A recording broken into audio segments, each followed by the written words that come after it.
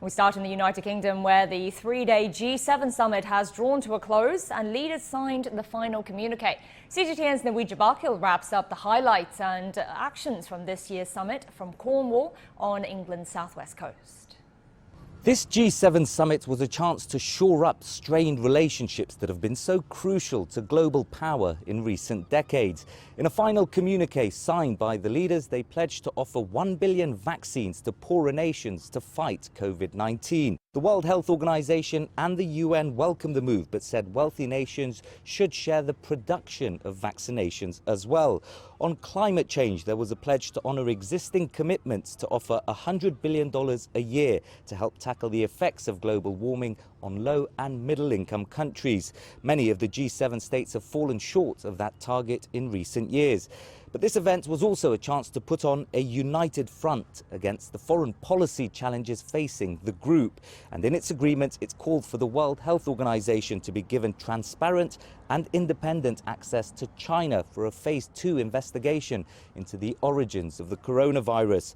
Beijing has previously insisted it has and will cooperate with the organization and that any studies should be carried out through the right channels. There was also a mention of Hong Kong's future and alleged human rights abuses in Xinjiang, particularly around forced labor.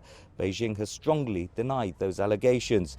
Focusing on the developing world, US President Joe Biden unveiled a global infrastructure plan to rival China's Belt and Road Initiative. And on the whole, the G7 was clearly looking to make a statement here after no mention of the Asian country in last year's communique. Despite the tougher rhetoric, though, there was also a realization that many global challenges would require cooperation. President Biden and the First Lady finished off their UK tour with a tea with the Queen at Windsor Castle. From here, most of the G7 leaders head to Brussels for a NATO summit. And after that, President Biden sits down with his Russian counterpart, Vladimir Putin, in Geneva on Wednesday, with bilateral relations near an all-time low.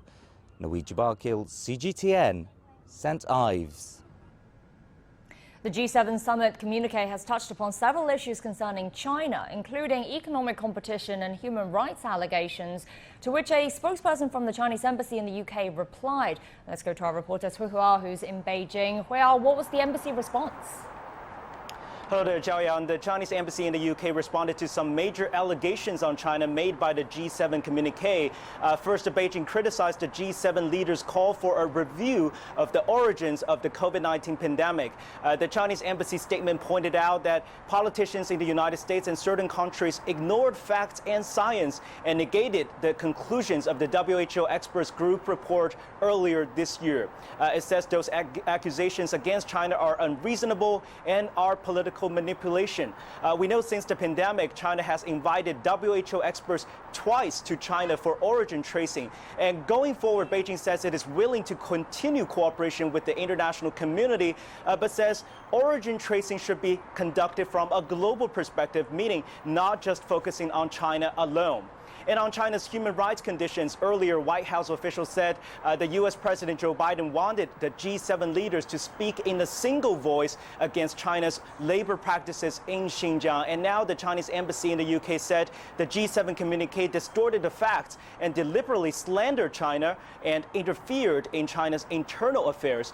The statement cited facts attesting to the improved quality of life in China's northwest Xinjiang region, 0 terrorist attacks since 2017, the lifting of 3 million residents in Xinjiang out of poverty, and the increase in life expectancy in the population over the last 60 years from 30 to 72.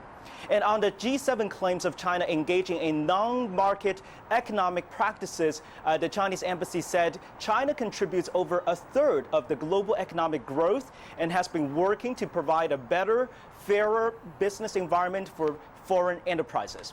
And with regard to the rule-based international system, China has reiterated that there's only one set of rules and there's only one system, that the rules are set by the majority, not the minority. It said world affairs should be handled through consultation by all countries, and global decisions cannot be dictated by a small group of countries anymore. That's all from me. Back to you, Jiayang. Thank you so much, our reporter Hua in Beijing. So the G7 has made commitments in areas such as curbing climate change and donating COVID-19 vaccines. But some international organizations are saying that these are overdue and far from enough. But overall, we judge this as a historic failure to really rise to the challenge of our times. This huge health emergency that we're facing, this huge climate catastrophe, they really haven't stepped up to the mark, and I think for everyone it's plain to see that this has been a failure. The G7 leaders belatedly pledged to provide 1 billion doses of coronavirus vaccines to less developed countries over the next year, but campaigners are critical. Well, we need 11 billion doses, we don't need a billion, and even the billion, they're cooking the books here. I mean, it's just a fudge, so it's not enough, it's absolutely not enough, and not just Oxfam, the WHO has said we need far, far more, we need them now, and we also need them to share the intellectual property. Developing countries need the rights and the recipes to make their own vaccines, not relying on the charity, the largesse of the G7, so it's completely inadequate on battling the coronavirus crisis. Let's talk about this with current affairs commentator Einar Tangen, who joins us via video link. Einar, good to see you. So, a historic missed opportunity, empty promises. These are the descriptions we're hearing of the summit. Do you think this is what it is? And how much will the G7 countries deliver, given their previous track record? Well, it doesn't look very promising. You know, you have a situation where they're saying that 1 billion doses will be delivered in the next year and a half. I don't think that's going to be much comfort to those who die and the economic disruption because they're not able to, normalize their economies.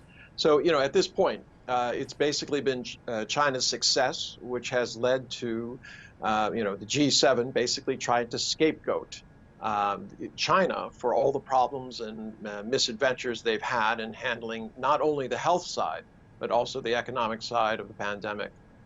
The other thing, they've made a lot of references to China in the G7 communique, saying that they will address China's impact on world trade and human rights issues. Why do you think the summit is highlighting this rivalry with China?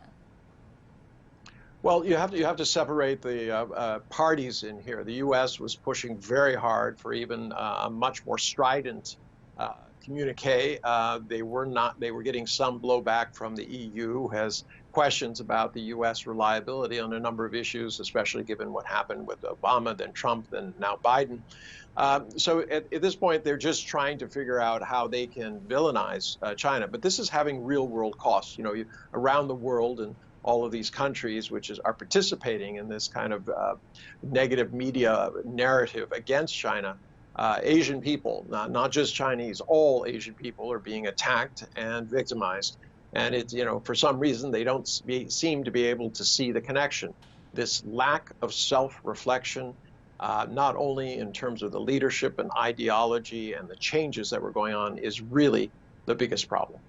All right, thank you so much for your insight, Einar Tangen, current affairs commentator.